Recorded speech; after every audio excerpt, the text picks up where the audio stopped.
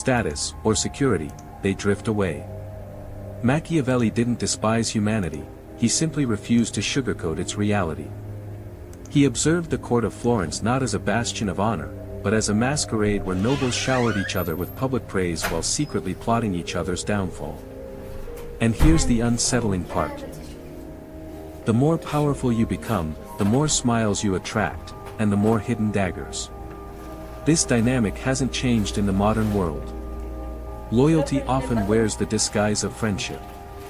But look closer, does this person stand with you because they believe in your essence, or because they derive safety, status, or support from your approval?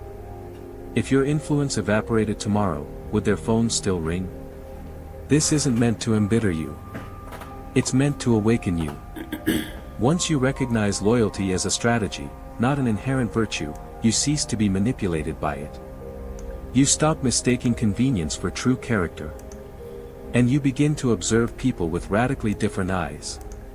You stop asking, why did they abandon me, and instead, you ask, why was I useful to them? This is the bedrock of Machiavellian self-defense, detached from the illusion that people are loyal to you. They are loyal to their perception of you, their needs, their aspirations, their self-interest. And when that illusion no longer serves them, your bond will, inevitably, dissolve. The path forward, strategic detachment. So, what action do you take? You cease trading your loyalty for validation. You stop sacrificing yourself for those who view you merely as an asset. You build alliances, not fragile attachments. You lead with value, not desperate dependence. Machiavelli understood that a wise individual moves through life like a grandmaster on a chessboard, not emotionally reactive, but relentlessly strategic. He doesn't hate the opposing pieces, he simply comprehends their function. And so should you. This doesn't demand the abandonment of love, friendship, or community. It demands the removal of the blindfold, seeing people as they truly are, not as you desperately wish them to be. Because in a world teeming with manipulation, the rarest form of power isn't deception. It's clarity. Betrayal, human nature under pressure. Have you noticed how quickly allegiances shift in the crucible of crisis? A misspoken word, a misinterpreted post, a subtle dip in status, and suddenly, those who once lauded you are gone, silent, or, chillingly, arrayed against you. This isn't necessarily betrayal. This is human nature under pressure. Machiavelli famously advised rulers to maintain power not through love, but through calculated fear. Why? Because he knew fear is infinitely more predictable than affection. Fear, unlike fleeting adoration, often remains loyal even when love has withered and died. In stark terms, people are more reliable when they need something from you than when they like you. It's a harsh truth. But it's profoundly liberating. Once you internalize this, you stop bleeding for fair-weather companions. You stop exhaustively explaining yourself to those determined to misunderstand you. Most importantly, you stop being shocked when loyalty evaporates the instant you cease to be advantageous. You begin to move like a tactician, kind, but never naive, open, but never blind, generous, but never exploitable. This is the first law of Machiavellian power: don't depend on loyalty. Understand its inherent expiration date. No one is your friend, not in the idealized way you might hope. But once you accept this, truly, deeply accept it, you gain the most formidable advantage of all: independence from illusion. Kindness, a double-edged sword. We're raised to believe kindness is an intrinsic virtue, a universal good, that being gentle, accommodating, and agreeable will open every door and earn every ounce of respect. But Machiavelli knew better. He understood that kindness, when not wielded strategically, is frequently mistaken for weakness. He recognized that in a theater of power, niceness isn't admired, it's exploited. This isn't a call to cruelty. It's a stark warning: if your goodness isn't forged with strength, it becomes your leash. We've all witnessed this narrative unfold. The person who constantly bends backward to please others, always agreeable, perpetually saying yes.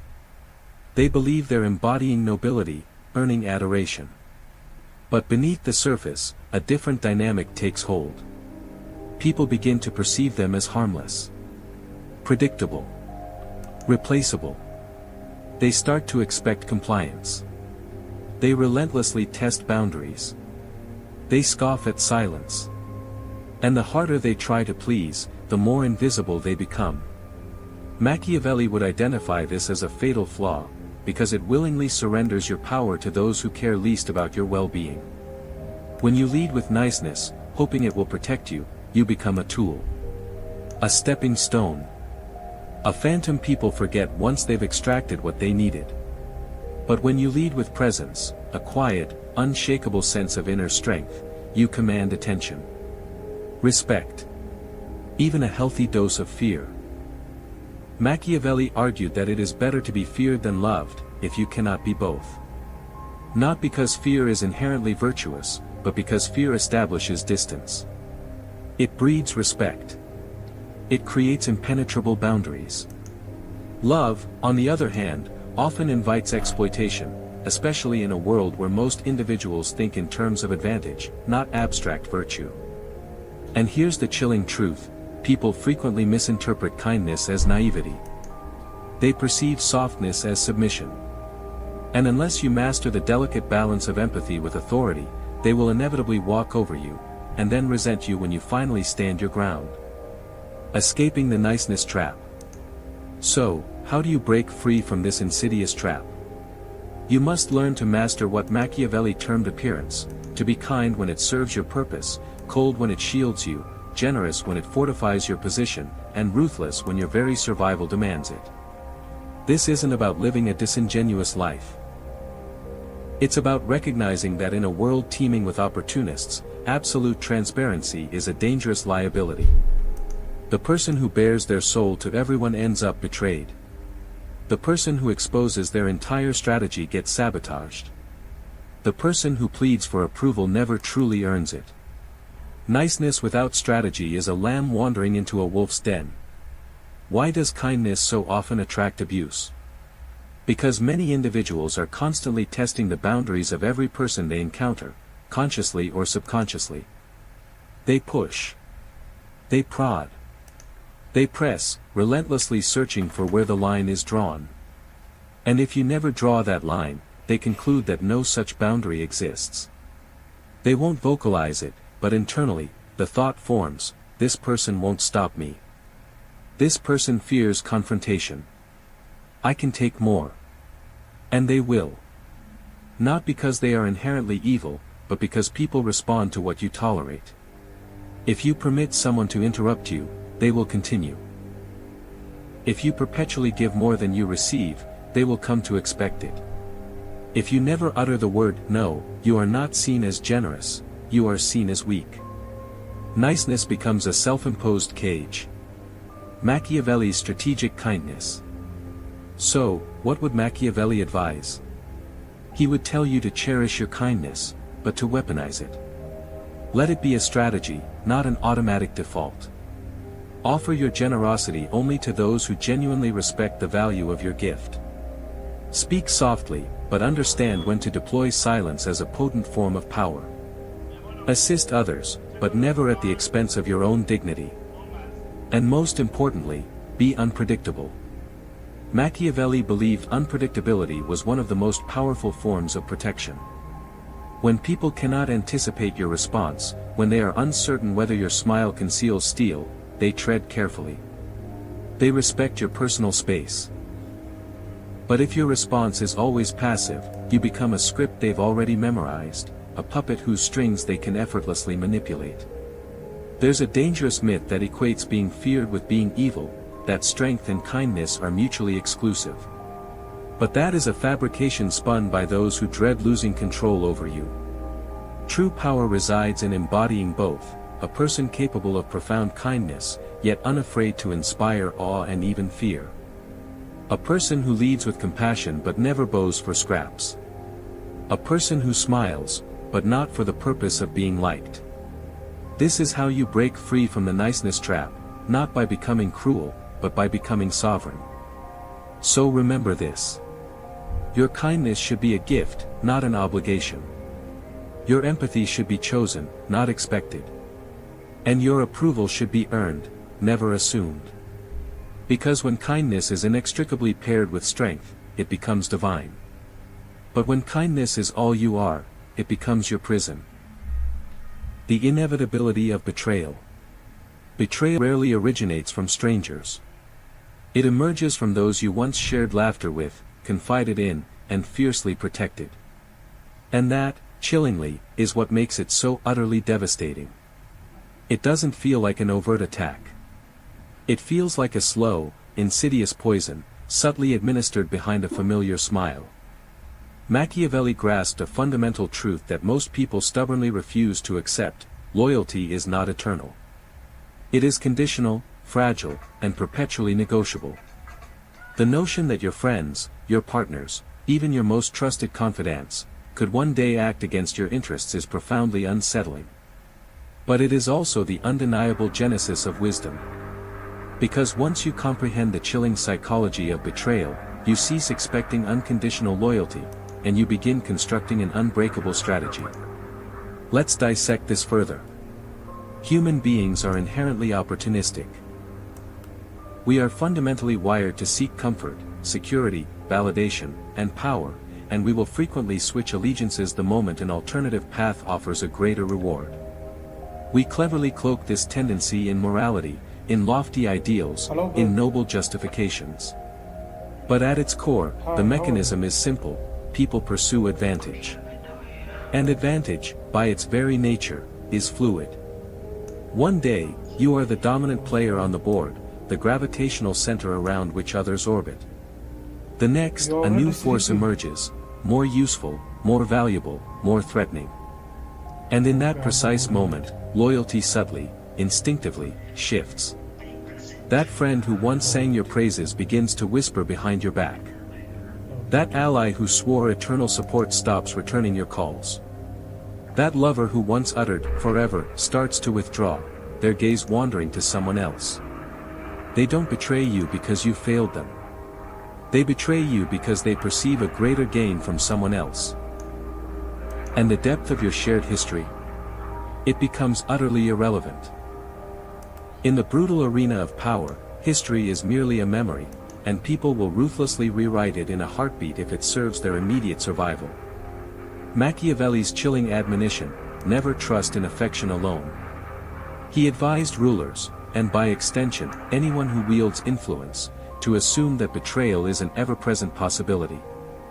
Not to succumb to paranoia, but to remain perpetually prepared. The gravest error you can commit is to presume loyalty is a permanent fixture. Because here's the unvarnished truth. When your power wanes, so too does their loyalty. When your usefulness ends, so too does their presence. When their envy escalates, so too does their silent desire to see you fall. This isn't cynicism. It's psychological realism. We all carry shadows within us, hidden desires for dominance, for recognition, for even quiet revenge. Sometimes, even your closest friend harbors a simmering resentment, a jealousy they never articulate aloud. They smile. They offer support. They laugh with you. But deep beneath that facade, they secretly hope you'll stumble. Not necessarily out of malice, but because your very light casts a shadow on their own sense of worth. And if ever presented with the chance to elevate themselves by dimming your shine, many will seize it without hesitation. Strategies for the inevitable. So, what do you do? First, stop idealizing people. When you place others on a pedestal, you grant them unearned power. When you demand purity, you willfully ignore glaring warning signs. When you blindly assume loyalty, you cease to observe with the necessary vigilance. Instead, meticulously observe people's behavior over time. Do they only offer support when it's convenient for them? Do their private remarks about you differ wildly from their public ones? Do they compete with your successes rather than genuinely celebrating them? These are not insignificant details. They are undeniable signals of future betrayal. Second, build leverage. Do not rely solely on fragile emotional bonds. Cultivate value that others genuinely need, indispensable skills, far-reaching influence, resources. When you are truly indispensable, people will think twice before turning on you, because betrayal suddenly becomes prohibitively expensive. Machiavelli understood that true power resides not in sentimental affection, but in control, not in being loved, but in being absolutely necessary. Third, do not retaliate emotionally. When betrayal inevitably strikes, and it will, do not collapse. Do not beg. Do not fruitlessly seek closure. Understand it for what it is, a significant shift in the power dynamic. And then, pivot strategically. Withdraw.